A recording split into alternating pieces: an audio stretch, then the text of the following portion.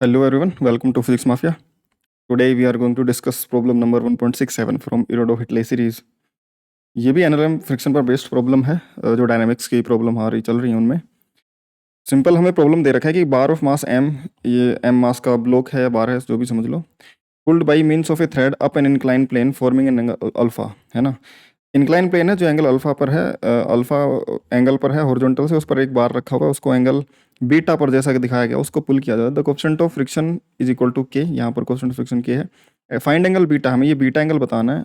Which the thread must be form with an incline plane for the tension of the thread to be minimum, कि हमें कितना angle पर horizontal मैं अगर incline plane के अगर अलोंग खींचता हूँ तो अलग टेंशन की जरूरत पड़ती है, एंगल बीटा पर खींचता हूँ तो अलग की टेंशन की जरूरत पड़ती है इसको स्टेशनरी रखने के लिए।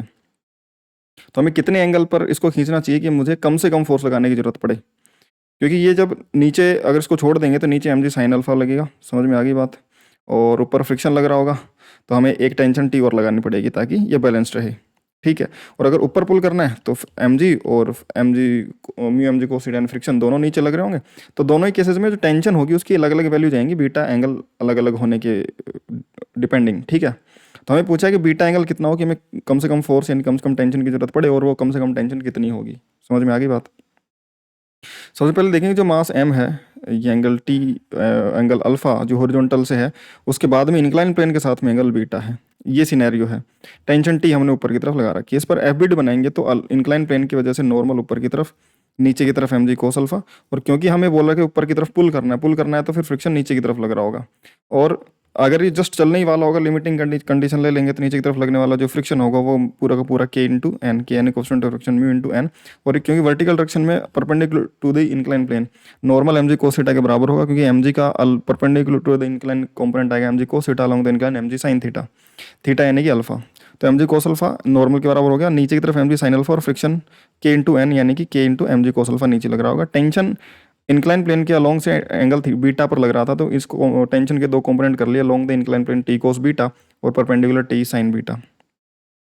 अब क्योंकि ये टी साइन बीटा भी वर्टिकल डायरेक्शन में लग रहा है तो इस वजह से normal plus t sine beta मिलकर के इस बार एम जी कोस अल्फा को बैलेंस करेंगे, तो ये अकेला normal M G cos alpha के बराबर नहीं होगा, क्योंकि टेंशन का भी component vertical perpendicular to the incline plane आ रहा है। अगर ये नहीं आता तब normal M G cos alpha के बराबर ही होता है, जैसे जनरल सिचुएशंस में हम करते हैं। बट क्योंकि इस बार टेंशन का जो पुलिंग फोर्स है उसका भी एंगल पर कंपोनेंट आ रहा है perpendicular to the incline plane, तो उसका भी एक कंपोनेंट आएगा। तो देखो वट इस डायरेक्शन में हम बैलेंस करेंगे इस बार फोर्सेस, सभी फोर्सेस को हमने अलोंग द इंक्लाइन और perpendicular to the incline balance resolve कर लिया है। अब फोर्सेस बैलेंस करेंगे तो normal plus t sine beta is equal to m ji cos alpha बन जाएगा, साथ ही साथ नॉर्मल जो बनेगा टी साइन बीटा को उधर भेज दो तो M G cos alpha minus t sine beta बन जाएगा। अब जो फ्रिक्शन बनेगा इस बार वो के इंटू एम जी कोस अल्फा बनता, जैसा जनरल सिनेरियो में बनता है अगर टेंशन का कंपोनेंट नहीं होता, लेकिन टेंशन का कंपोनेंट होने की वजह से नॉर्मल बदल गया है, ठीक है। तो उस वजह से जो नॉर्मल बनेगा वो एम जी cos alpha minus t sine beta बन गया, और उसको के से मल्टीप्लाई कर देंगे तो फ्रिक्शन बन जाएगा, और फिर नीचे की तरफ एम जी साइन अल्फा प्लस के ये फ्रिक्शन वो टी कोस बीटा के बराबर होगा। तो फ्रिक्शन की वैल्यू निकालेंगे तो k into N, k times n m जी cos alpha minus t sine beta, और फिर हम इसको अलोंग दी इंक्लाइन प्लेन इस पर फोर्स लगाएंगे, एफ इक्वल टू एम की इक्वेशन लगाएं तो ऊपर की तरफ pulling force t cos beta minus नीचे की तरफ रोकने वाला एम जी साइन अल्फा और friction equal to m into डब्ल्यू। अगर पुलिंग फोर्स अगर ऐसा है कि जस्ट उसको पुल कर पा रहे हैं यानी कि डब्ल्यू नियरली जीरो है, उस सिनेरियो में ये जो नेट फोर्स है अलोंग द इंक्लाइन वो भी जीरो बन जाएगा, और t cos beta minus m जी sine alpha minus friction zero बन जाएगा। यहाँ पर इन दोनों को उधर भेज दो, दोनों को, और फ्रिक्शन की वैल्यू रख दो, और यहाँ पर इस एक्सप्रेशन में से टी ये को अंदर मल्टीप्लाई करके के टी साइन बीटा को उधर ले आओ, K times T sine beta, T cos beta था ये एम जी sine alpha plus K times M जी कोस अल्फा इधर बच गया, दोनों में से एम जी कॉमन ले लेंगे तो M g times sine alpha plus k cos alpha बन जाएगा। टेंशन टाइम्स इन दोनों में से कॉमन आ गई तो cos beta plus k sine beta बन जाएगा इक्वल टू दिस, टेंशन आ जाएगा एम जी sine alpha plus k cos alpha upon में cos beta plus k sine beta. यहाँ पर अगर तुम देखोगे तो अल्फा कांस्टेंट है, एंगल ऑफ इंक्लिनेशन, हमें बीटा बदलना है, इंक्लाइन प्लेन के साथ में जो रस्सी पर फोर्स लगा रहा है वो बीटा को कम ज़्यादा करके देखना है कि टेंशन की मिनिमम वैल्यू कब पॉसिबल है उसके लिए। हमें पता है कि ये जो एक्सप्रेशन है इसमें ये वाली चीज़ें कांस्टेंट हैं, ये वाला वेरिएबल होगा डिनोमिनेटर की वैल्यू जब मैक्सिमम होगी उस समय टेंशन मिनिमम होगी, या तो अगर हमें A sine theta plus B cos theta वाले फंक्शन की मैक्सिमम मिनिमम वैल्यू वैसे ही पता हो कि कैसे निकाली जाती है तो हम सीधा इसकी मैक्सिमम वैल्यू रख दें, और तो उस समय टेंशन मिनिमम निकल के आ जाएगी। A sine theta plus B cos theta की जो मैक्सिमम और मिनिमम वैल्यू होती है plus minus square root of A square plus B square. तो इसकी जो मैक्सिमम वैल्यू होगी प्लस का square root of A square plus B square यानी कि K square plus one square यानी कि वन प्लस के स्क्वायर का रूट, ये इसकी मैक्सिमम वैल्यू होगी। अगर मैं यहाँ पर पुट कर देता हूँ ये, तो टी मिनिमम आ जाएगा सीधे के सीधे। समझ में आ गई बात? और वो होता है tan inverse a by b पे। समझ में आ गई बात? Tan inverse a by a यानी कि साइन का कोफिशिएंट और बी यानी कि कोस का कॉम्पोनेंट। तो टेन इनवर्स के पर इतने एंगल पर यानी बीटा की वैल्यू टेन इनवर्स के पर इतने पर वो होता है, और ये वैल्यू रख देंगे, टी मिनिमम आ जाएगा। बट ये कहाँ से आया उसको एक्सप्लेन करने के लिए मैं तुम्हें सोल्यूशन बता देता हूँ कि ये वाला जो फंक्शन है उसका मैक्सिमम और मिनिमम वैल्यू किस एंगल पर आता है और कितना आता है, ये प्रूव करके दिखा देता हूँ। अदरवाइज हमें अगर पता है ये मैक्सिमम वैल्यू इतनी होती है तो आंसर तो टी मिनिमम का यहीं से आ जाएगा। ठीक है, हमें ने मान लिया कि जो डिनोमिनेटर वाला फंक्शन था कोस beta plus k sine beta, है ना, उसकी तरह हमने एक जनरल फंक्शन मान लिया equal to a sine beta plus B cos theta, a sine theta plus B cos theta.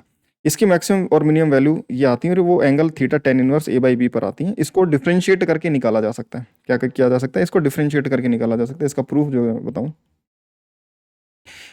एक तो डिफरेंशिएशन से निकाला जा सकता है, डिफरेंशिएशन से मैक्सिमा एंड मिनिमा का कंसेप्ट यूज करके। दूसरा हम इसको ट्रिग्नोमेट्री से भी प्रूव कर सकते हैं। ट्रिग्नोमेट्री में क्या करते हैं, हम इसको square root of A square plus B square से मल्टीप्लाई और डिवाइड दोनों कर देते हैं। A square plus B square दोनों जगह इधर, और square root of A square plus B square से पूरे को मल्टीप्लाई, ताकि कट जाए। दोनों को अलग अलग लिख देते हैं डिनोमिनेटर में।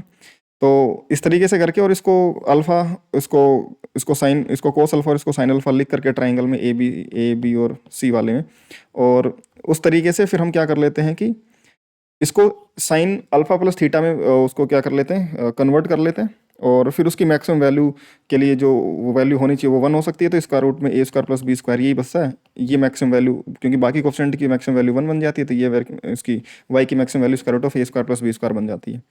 समझ में आ गई बात? और जो एंगल बनता है जहाँ पर थीटा मैक्सिमम या मिनिमम होता है, वो tan inverse a by b बनता है मैक्सिमम के लिए। ठीक है, ए यहाँ पर साइन का कोफिशिएंट है और बी यहाँ पर कोस का कोफिशिएंट है। तो ये वाला जो के sine beta plus cos beta था, ये के sine beta plus cos beta, इसमें ए तुम्हारा के है और बी तुम्हारा वन है, तो मैक्सिमम वैल्यू तो बन जाएगी इसकी के स्क्वायर प्लस वन यानी वन प्लस के स्क्वायर। और ये एंगल बीटा जिस पर मैक्सिमम आएगा वो tan inverse a by b यानी कि के अपोन बी यानी कि वन यानी कि टेन बीटा की वैल्यू के पर, इतने पर ये मैक्सिमम बनेगा। यानी कि जो बीटा की वैल्यू होगी टेन इनवर्स की होगी, जिस पर हमें मिनिमम टेंशन मिलेगी, और मिनिमम टेंशन होगी इसकी मैक्सिमम वैल्यू पर, वो मैक्सिमम वैल्यू बन जाएगी square root of one plus के स्क्वायर। यहाँ पर रख देंगे और आंसर आ जाएगा। ठीक है, आई होप कि सोल्यूशन तुम्हें पसंद आया होगा। ठीक है, और बाकी अपना टेलीग्राम चैनल फिजिक्स माफिया और Telegram doubt group mafias doubt class group तुम ज्वाइन कर लें, जहाँ पर तुम अपनी क्लासेस की लिंक्स वगैरह, अपने डाउट्स वगैरह तुम मुझसे डायरेक्ट डिस्कस कर सकते हो, बाकी बच्चों के साथ डिस्कस कर सकते हो। ठीक है, और ऐसी वीडियोस के लिए चैनल को सब्सक्राइब कर देना और फ्रेंड्स के साथ शेयर कर देना भाई। ठीक है, मिलते हैं नेक्स्ट वीडियो में, बाय।